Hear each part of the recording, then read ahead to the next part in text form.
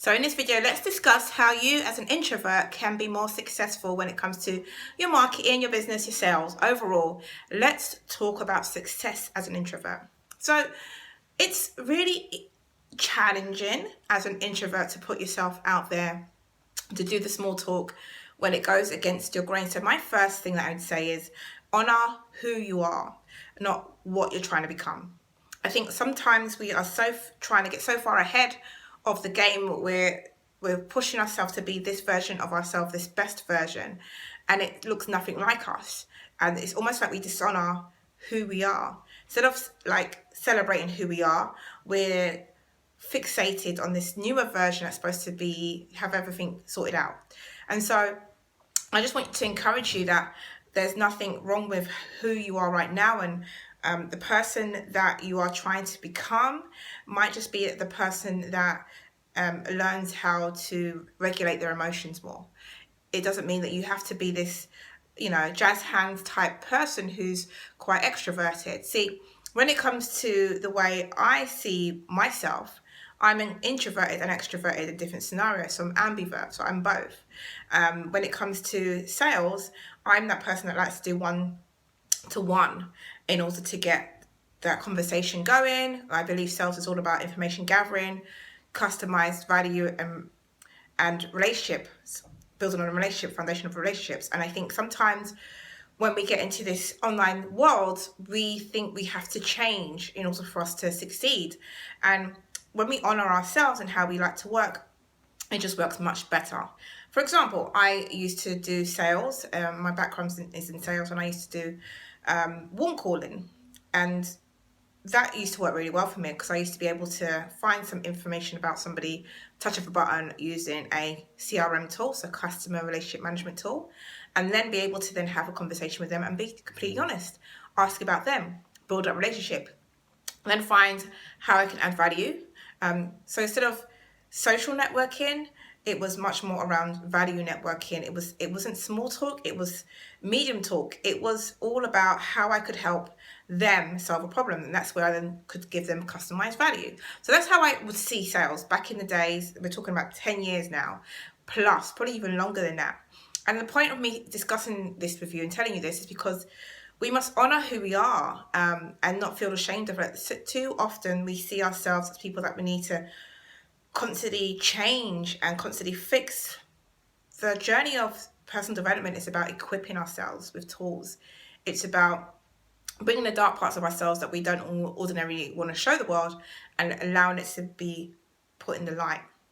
And I think when we do that on a regular basis, we just bring more of ourselves. It becomes a whole self conversation rather than a half self. So one of the things that I did really well when I then came to the online space is then to actually create my own events, because then I could control the narrative. I didn't have to do the small talk with everybody because I would be that person that's too busy to do that. And it would give me that chance to have those conversations, but dip in and out really quickly. And to, like I said, control the narrative. I can control the way I wanted to show up. I don't have to network with every single person. Instead, I just felt much more empowered and much more free, and it felt better in my body. Even now, when I go to Toastmasters events, when I start going again, when social distancing is over, I'm that person that likes to do the front from the stage and speak one to many. I'm not the person that likes to speak one to one when it comes to public speaking. So see how it works differently. And when it comes to a telephone call and selling, I'm that person that is like one to one. But when it comes to an actual networking event, it's me on stage, one to many. So you need to learn what works best for you, what's giving you the edge, what helps you to be that engaging person, that person that shows up as themselves, the person that can command the room. And so I had to learn that public speaking was my friend, and so I even did a whole course on it. As in, I developed my own course because I wanted to understand how it worked best for me, and I created a framework so that it could work best for me. So another thing you want to do when you are an introvert is create those frameworks so that you can kind of learn to navigate in the world in a much easier way by making you yourself set up for success. So networking events, really great. Make sure that you are hosting the event so that you can control the narrative. I did that for like 7 years, and it worked really well because I was able to then not have to network with everyone, but some of the key people that will then be able to advocate for me and speak on my behalf and big me up, so I don't have to go around and do that myself, because I'm not a person that likes to self-promote. And so that worked really well for me. The second thing you want to do is let your clothes be the extrovert for you. Let your clothes be the extrovert for you. So I used to wear, and I still do sometimes, bright, bold colors. So I'll use a red to stand out and make that signature statement. I'll use a yellow, which is mellow, to show that I'm approachable. So I didn't have to like go around convincing anyone. I was that person and was able to speak using my clothes. And so I encourage you to do that yourself. Like, even if it's a hint of red or a hint of yellow or a hint of purple, it's about you making a statement for your clothing. Because at the same time as well, when you are that person that decides to take those risks with your clothes, you are that person that positions yourself as a bold person, because you are allowing yourself for your clothes to speak for you on your behalf. You're letting it do half the work. So that's the second thing. The third thing is, become a podcast host. Now, I've done this in the last couple of months now. Again, I'm not the person that will be at a big massive networking event and I'll come to each person and speak. It kind of drains me being in a massive crowd and having to listen to each person speak, because noise-wise, it drowns out after a while. I can't hear people.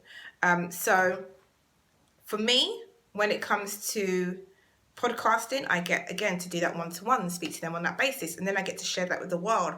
And I don't have to network with each and every single person for that to happen.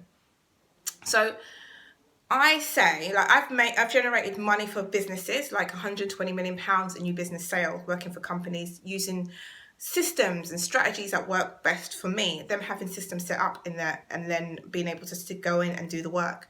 That's why I advocate for systems in your business and then having the tools that help you to leverage that. Rather than you going straight and doing it with no systems in place, it can be very hard. So if you want to succeed as an introverted person, make sure you've got systems in place for that to happen, so you're set up for success. And that includes the way you network, the way that you show up in your social media. Again, you could do different things, like you can schedule things. If you're doing videos, you don't have to do lives, you can do them pre-recorded. And if you are doing lives, just getting really comfortable with the unknown, if that's what your thing. I don't mind doing lives, but I prefer doing these types of videos because they're more helpful to me. Helpful in the sense of it allows me to stay on track. If I see somebody coming on when I'm doing a live, I get distracted and I kind of say, hey, how are you? And I start having a side conversation.